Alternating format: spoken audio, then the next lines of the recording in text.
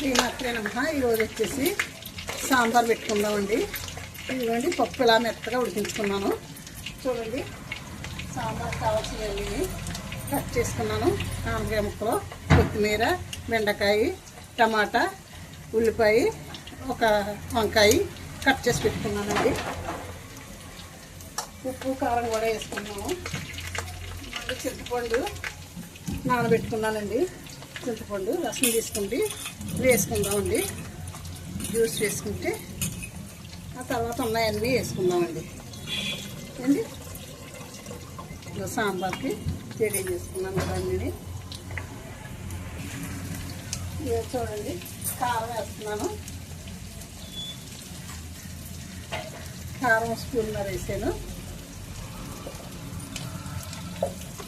Salt కూడా వేస్తాను. Salt 2 స్పూన్లు వేస్తానండి. ఏంటి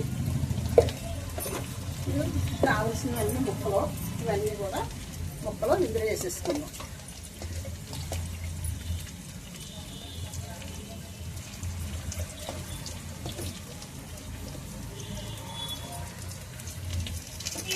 సాంబార్లోనే కొంచెం తీపి కూడా వేసుకోవాలండి.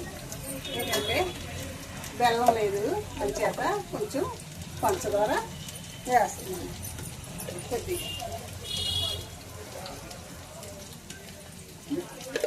పంచదార వేసాను.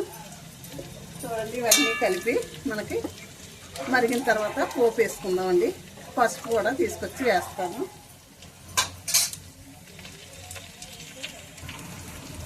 పసుపు కూడా వేయలేదు కదా, పసుపు తీసుకొచ్చి వేస్తాను అన్నాను కదండి. ఇదిగోండి 1/2 టీ స్పూన్ పసుపు కూడా వేస్తున్నాను.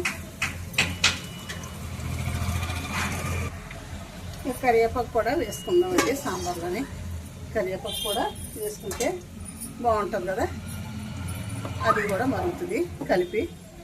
ఆ తర్వాత పోపులు వేసుకుందామండి. సాంబార్ ఇంకా మరుగు పట్టలేదు, ఇప్పుడే కొద్దిగా వేడెక్కింది.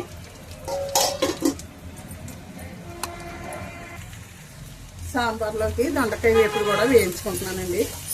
ఇదిగోండి చూడండి దొండకాయ కూడా వేగిపోతుంది. ఇక్కడేమో సాంబార్ మరుగుతుంది. ఇందులో కూడా కొంచెం సాల్ట్, కారం వేసేసుకొని కట్టేసుకుంటానండి. కాసేపు మూత పెట్టేసుకుంటే మనకి ఇది అయిపోయినట్టండి.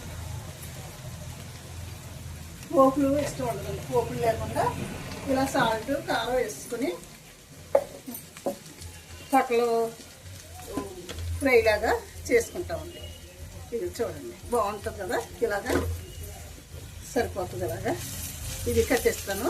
కొంచెం మగ్గిన తర్వాత ఒక బౌల్లో తీసుకుంటాను. ఇంకా పెనం వేడి ఉంటుంది కదా, ఆ వేడి తగిలితే బాగుంటుంది అనేసి 1 నిమిషం ఉంచుకుంటాను. నేను ఇలా ఉంచి మూత పెడతానండి.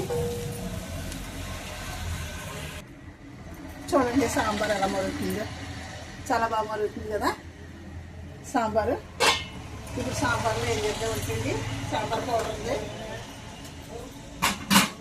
అది కలుపుకొని ఇదిగోండి సాంబార్ పౌడరు తీసుకున్నాను 2 స్పూన్లు.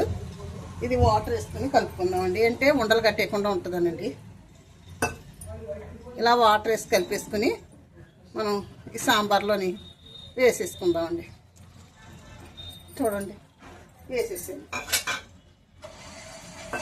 అప్పుడు సాంబార్ టేస్ట్ వస్తుందండి. సాంబార్ పౌడర్ వేసుకుంటేనే టేస్ట్ వస్తుంది. చూడండి కలర్ కూడా మారింది కదా సాంబారు. ఇది ఒక 2 నిమిషాలు మనం మరిగిన తర్వాత మనం పోపు వేసేసుకుందామండి. మూత పెట్టుకుందాము. ఇది చూడండి సాంబార్ పౌడర్ వేసాక ఇలా మరుగుతుందండి.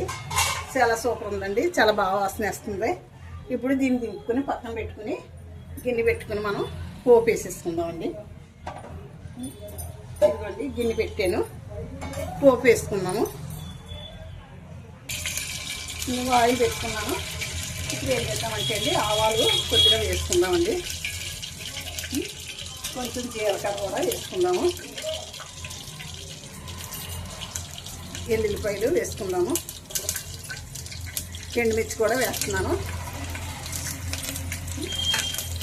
చూడండి కొద్దిగా మెంతులు కూడా వేసుకుంటున్నాను.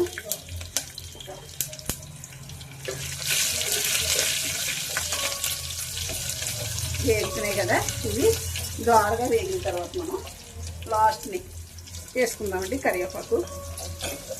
కరివేపాకు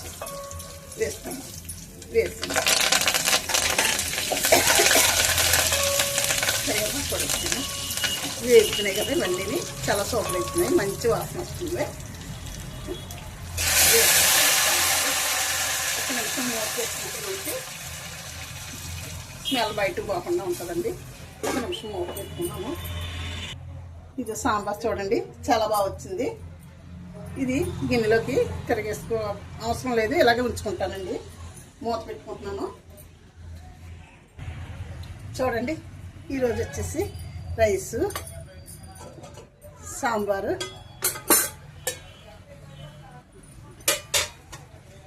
దొండకాయ వేపుడు. చూడండి మా కర్రీస్. ఇది బాగుందండి.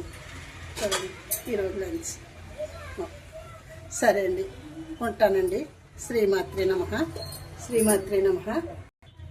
వీడియో ముగిస్తున్నాను.